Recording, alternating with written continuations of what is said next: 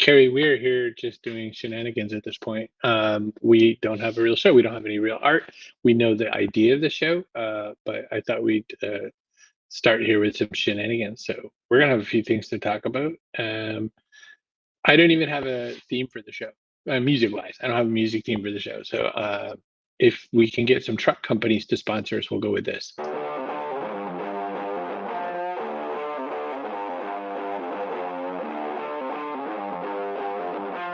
Wait for it.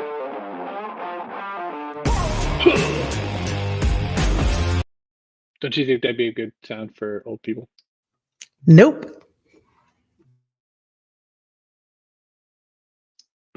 That's it. That's Carrie's contribution to the show. Thank you very much. Good day. Yeah. So we're just doing this. It's just called Under Construction. We're just here to hang out with you. We've got some ideas. We have some thoughts. We have some feelings. We're going to talk a little bit about some stuff we're planning for the new show. My mom is here. Leslie's here. Leslie, glad you could make it this time instead of having to go to some conference. And I love the look on Carrie's face. Me too, sometimes. Other times, no. I have a very expressive face during Zooms. If I'm expecting it's like a rocky meeting or something, I have to turn my camera off. Just the whole show right up on my face. So we did something kind of fun for this. We're sort of planning because I don't know. We did a. Oh, hey, there's Chloe. We came up with some segments for the show, and one of them is going to be us on location. And so, Carrie, why don't you take it from here? You're learning videography, and so we use your skills to do this. My skills, such as they are waking up at the crack of dawn and being willing to take a drive, because that's when you like to do your photos, either sun up or sunset. And since it's sunset, I am occupied to go with sun up. So drove out there. I had my camera. I have it. It's like over on the couch somewhere. But I have the camera. I got a mic for it. And I'm testing all the different settings. So noisy, outdoor settings, trafficy places, indoor controlled environments, just to kind of see what the camera can and can't do and what processed audio sounds like and all that kind of stuff. So anyway, it's been a lot of fun. So I took the camera out to Nubble Lights in Maine because that's where you wanted to go to take photos. And I forced you into being my subject for video. Yeah, so that's always fun. It's really strange it's a whole different thing. It's like what they say in physics. There's a concept in quantum physics that talks about observable phenomena, meaning that just the act of having an observer there changes the experience. And there is nothing more true when I'm standing there working on trying to snap my photos and you are working on your cinematography stuff. So I will see peripherally like your human head and I know because you're practicing and you're working on it and getting your stuff and like we're at kind of two different purposes, but you have to make it like a dance. Has it been weird for you to have to try to take that into consideration? Yes, because you're fussy is what I've discovered. So, I mean, obviously, I'm not going to walk into your shot or anything, but the zoom on the camera at the moment is not amazing. So, I can't stand far away and be this like non-presence and get the video that I need. Also, sound is important for these. Not so much when usually if you're taking a photo, I'm just shooting for what's known as B-roll. So it's just like what you're going to show kind of in between, maybe with your voiceover on top of it. But if you're going to speak at all, I need to be close enough to pick it up. And what I've discovered is with you, who knows? Maybe you'll talk, maybe you won't. So I have to like plan for all of it. That is a weird phenomena. What's really funny about that is that like you will say, "Oh, Chris does this thing the same way every single time," and then when you will set up for that video shot, that's the time I won't do that thing. So I swear I'm not trying to be like that. I'm not trying to be like not helpful. But boy, am I really good at being not helpful. Now that said, do you want to kind of intro your clip and show your clip? Yeah, so you're correct. If in the few cases where I've actually observed, hey, did you know that, you take a shot and immediately walk away? Or hey, did you know that, you do this thing? Now you just won't do it. It's like you're trying not to do it. Like you don't want to be predictable. So I have to, not say things about what you do or don't do. So anyhow, we kind of cut this together. It's stupid fast, by the way. So forgive us if it looks a little choppy. I was amazed at how many people go out early in the morning to either just sit and watch the sun come up, which I kind of understand on some, like, I don't know, mental health, meditation kind of thing, or to take photos of their own. So in this clip, you'll see Chris taking all sorts of photos, talking about them sometimes, sometimes not. And other times you'll see the other people who went and climbed down on the rocks at like 6:30 in the morning to take photos. So I have my camera set into I have my camera set into color. I usually shoot in black and white. It is so weirdly distracting to me to see colors while I'm shooting because I use black and white to get better contrast. So it's like a crutch I've been using to learn how to shoot better. And it's just hilarious that I'm like, what's all this color for anyway? So dumb. There we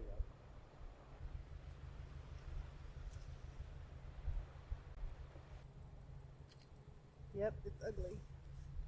Yeah.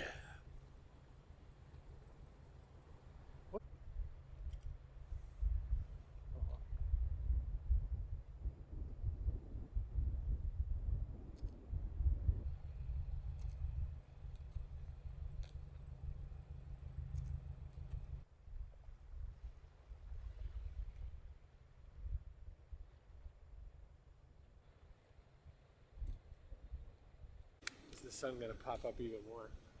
I mean, that's how suns work. But like, if I keep walking, am I gonna get a different shot up and over the lighthouse? And I think I am. Like, I think it's gonna go up and over that ridge, and really paint the side right here. So that'll be kind of cool. You're so funny. So, yeah, I'm purposely walking around because I'm trying to see, like, how steady the camera will stay as I move, and then it's pretty good, like, but I don't need to move around that much normally, just so you know. I'm testing a lot of weird settings. We are testing so many settings. Oh, look at that. Hey, Carl. And Joanne says that that lighthouse is still amazing.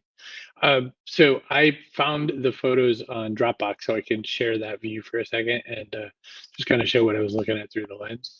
And so, for instance, there were these three fishermen out there. This one I like because I got it like just as the fisherman was looking back at me, and I was like, "Oh, haha, you see me," which is humorous to me. I don't know why. This is a guy. I love this particular shot because, like, this guy does not have a camera. This guy does not have anything but himself, and that's the face he's making. Like, he really looks like he's, I don't know, deciding the fate of the world, maybe, or like, lamenting.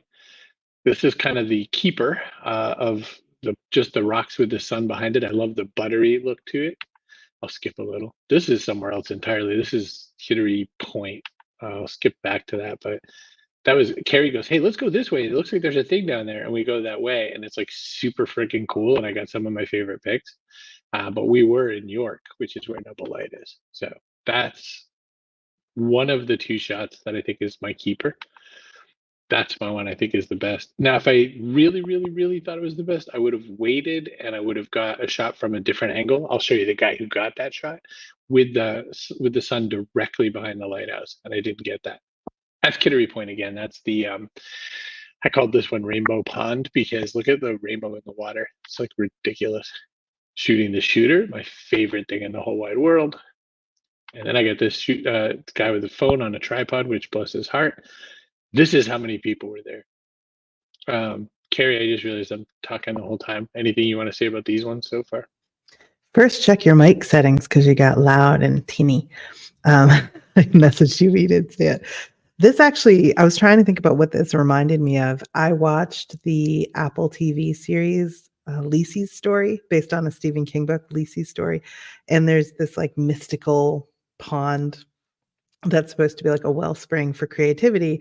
And when you go into this other world, you sit at the pond and you can see. Anyway, there's people sitting around the pond in this book. And this for all the world reminded me of that, just like people gathering at the water for inspiration and creativity and new ideas. And I don't know, that's kind of what this felt like to me.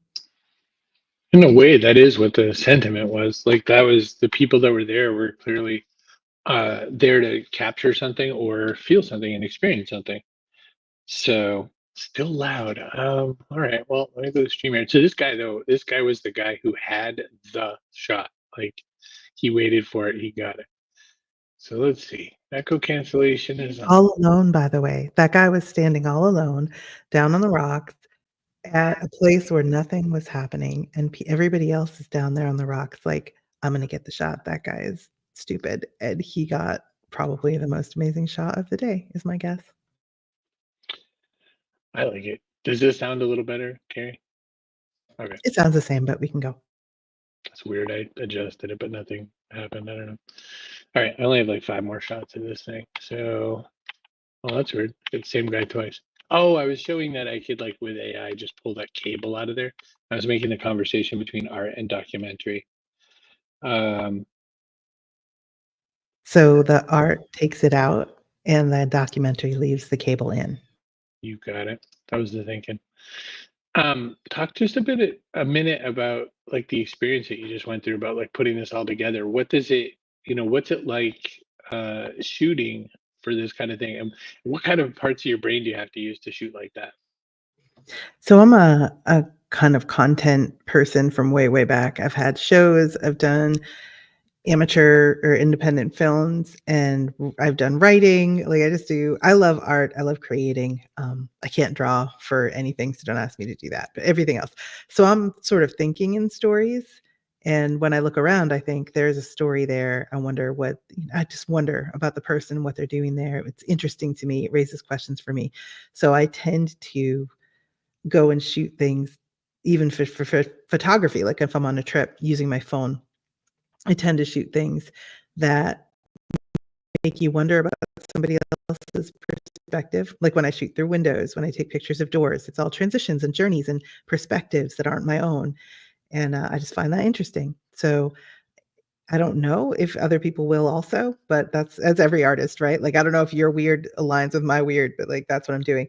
So when I'm doing videography, it's a little bit different in as much as I've thought about kind of what I want the story to be before I go. So when I'm using you for a test subject, you're doing these photo walks. I have questions about that. And I've asked them in some of your other videos, like, hey, why do you do this? What's it all for? Why do you take pictures of people working? So I guess the difference between shooting it on video and me just tagging along with you is just that I'm recording it, because I'd probably ask you the same stupid questions. That is funny. But you're right. Well, I mean, one difference might be that like when you're actually looking to capture and cook a story, that's a very different thing, right? Like you're coming out with a bunch of questions in mind, a bunch of topics that you're going to get for. It's sort of like when people are going for a shot list, like so if you do a wedding, let's make it up. You're doing a wedding, and you're gonna have to get the down the aisle shot. You're gonna have to get the grooms and the bridesmaids lining up, the whatever they're called, groomsmen.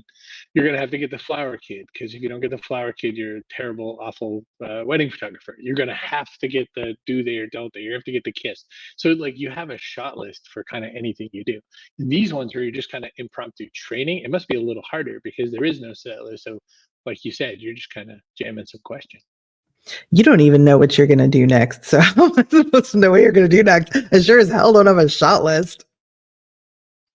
That is very true, deeply true.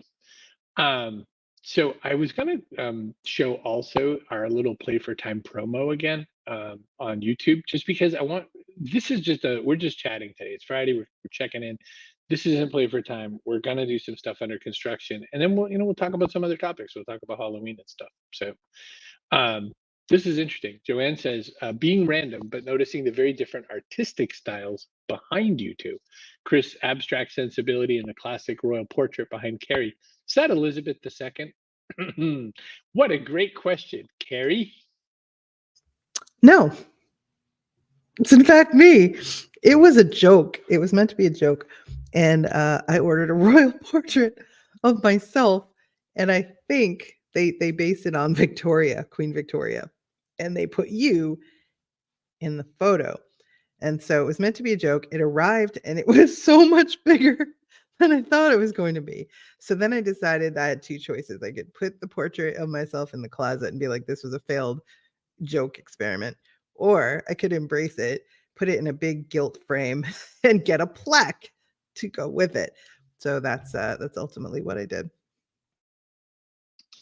And Lord knows that she gets to show that off at all kinds of work streaming events, and people always are asking her that question. So we just think it's super funny.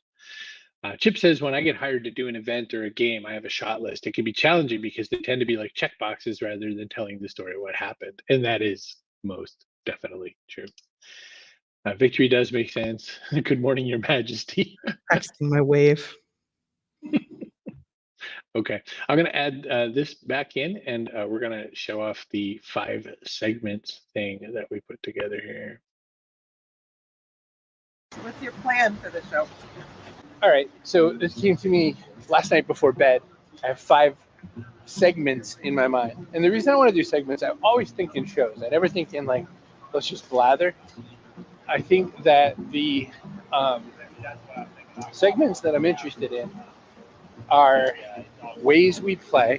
One of the things we're covering is called ways we play. And for instance, I was talking to this woman the other day who said, I think I'm going to hike a portion of the Swiss Alps. I'm in my 70s. I said, have you hiked a lot of other big giant mountains? Like, is this part of the course? She goes, no, I've never done it. I just thought it'd be kind of cool. Don't you want to hear from her? Ways we play.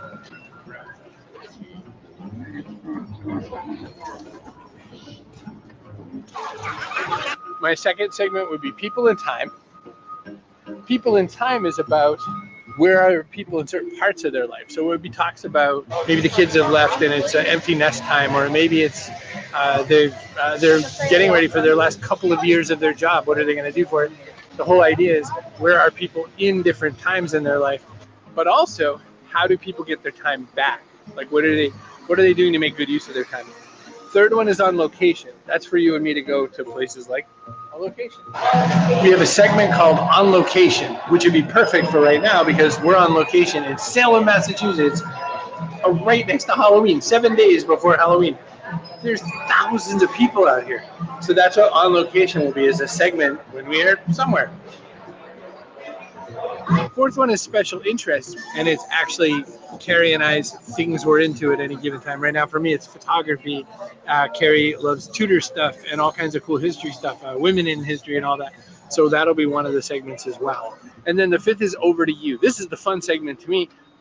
Over to You is when we ask the people who swing by my channel to create a little segment about something going on in their life, something about play, something about what they're doing to add more time to their life, something with explain something you really into, cooking, whatever your interests are, bring them 30-second, 60-second, 2-minute little clips, and we'll bring them onto our show. So the Play for Time show that we do on Friday will highlight some of the stuff that you've created on our behalf with us for Play for Time. We bussin'.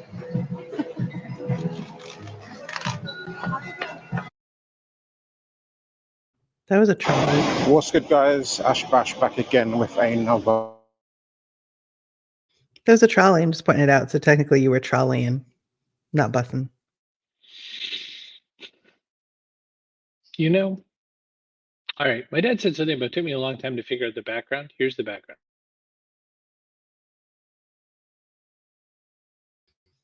It's construction, sort of. Like under construction. That's the theme. I didn't want to do much of a show. I just thought we could chit chat. I thought we could hang out. We could talk about this sort of thing. You know, that's why we have StreamYard as a sponsor. Go to cbrogan.net/StreamYard. We don't even have any of the graphics. The only thing I kept from the other show isn't even in this particular studio because it was set up for the other. Meanwhile, you and I were going to talk a little bit about Halloween. It turns out Halloween happened last night. Your turn. So Halloween it's always been one of my favorite holidays.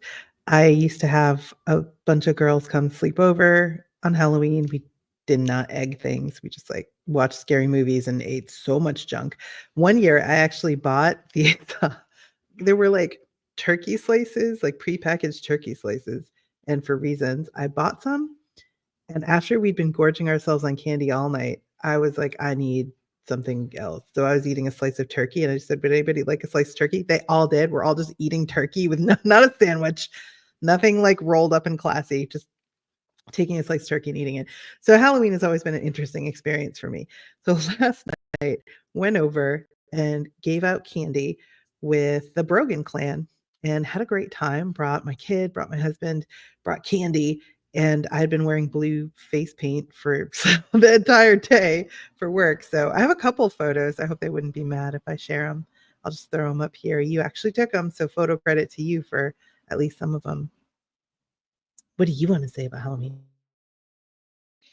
Well, you go ahead and start sharing those. But it was a lot of fun. One of the things I liked was getting to see all the different costumes. That we had so much traffic over there. This is, my ex-wife's house or whatever. We had so much traffic, and that was kind of fun because it was like all kinds of kids, all kinds of excitement, really fun, personable experiences over there. So a lot of good stuff.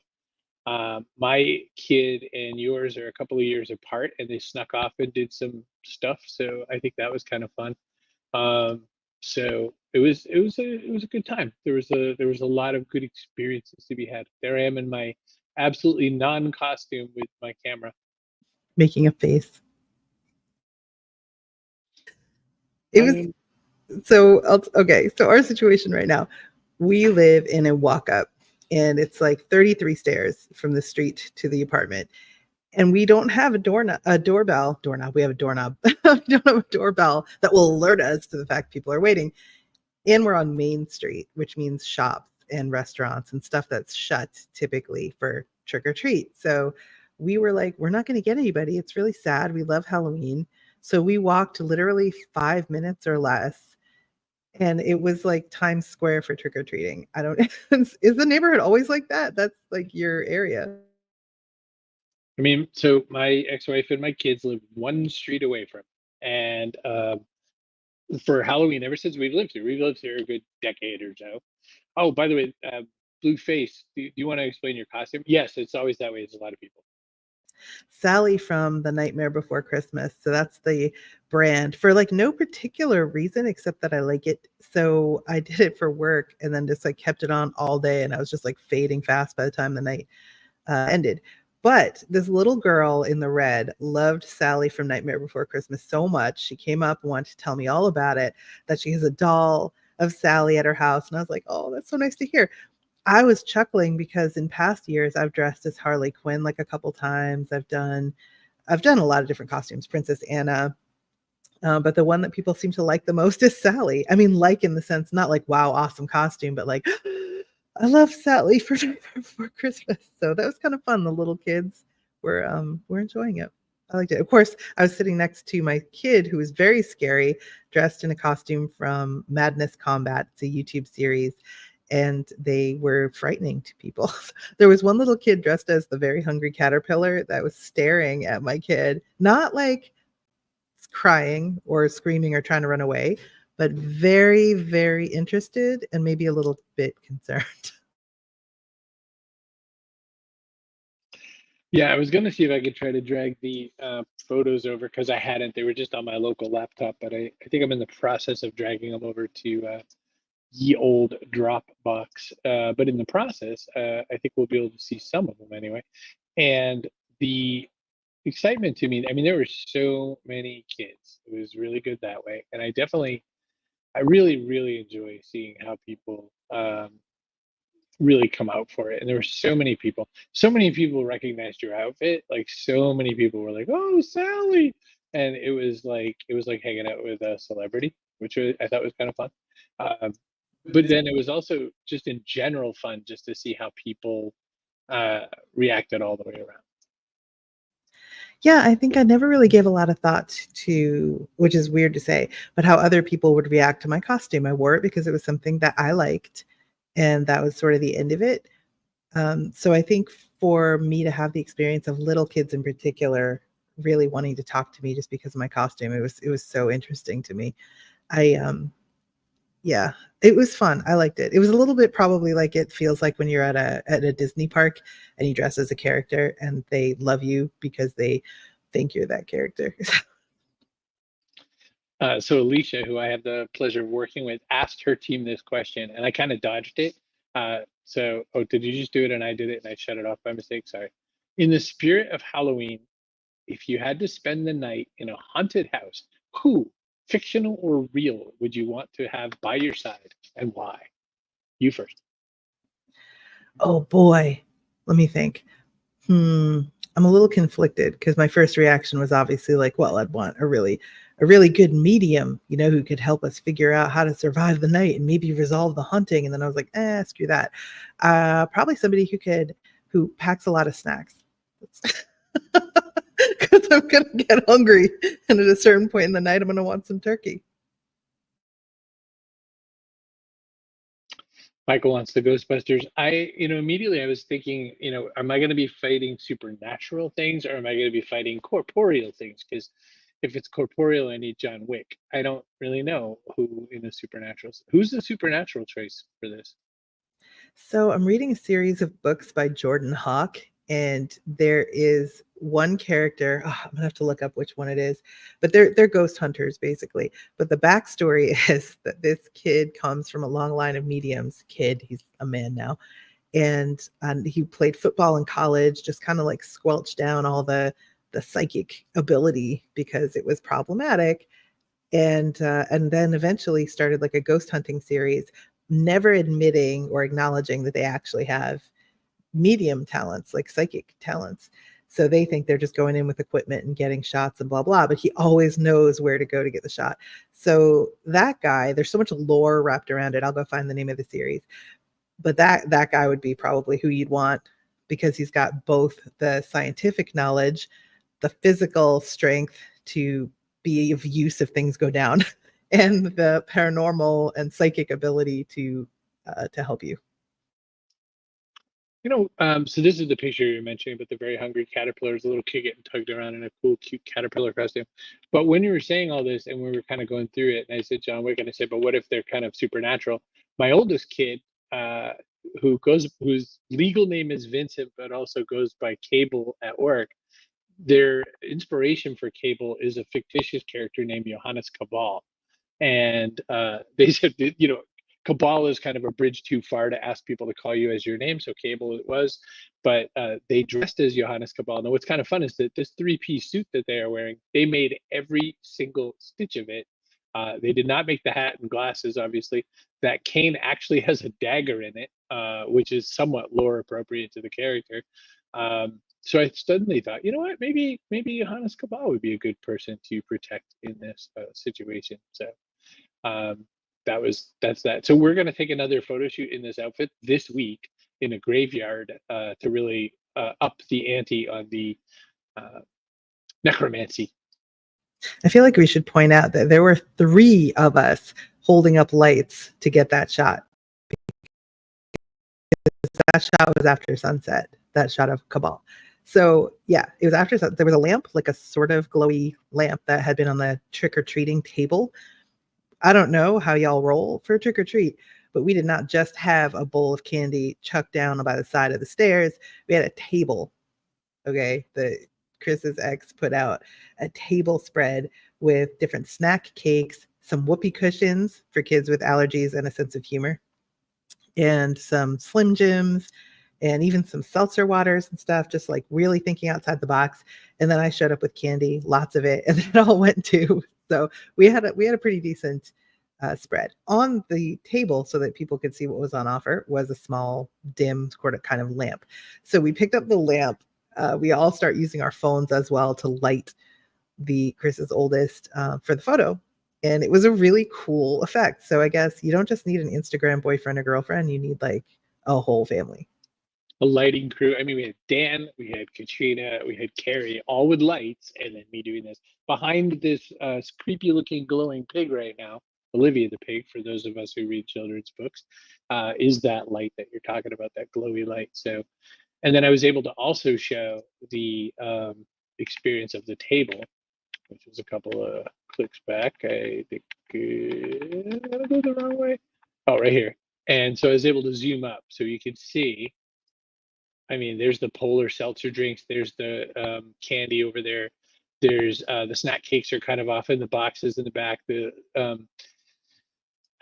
Slim Jims are kind of hidden down behind. And again, the whoopee cushions are sort of flat on the table. And the last kid who grabbed a whoopee cushion was like, oh, it's like you guys were waiting for me. So it was really fun.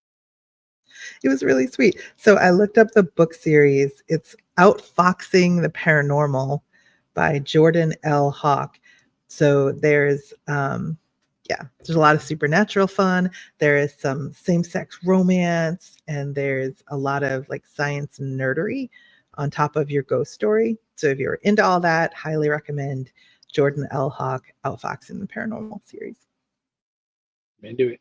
Well, we don't have any of our stuff to shut off this show, so I'm gonna have to do it the old-fashioned way. So I'm gonna play this really crappy, funny "Let's Get Trucks" song. Everybody, get out of here. Show's over. Goodbye.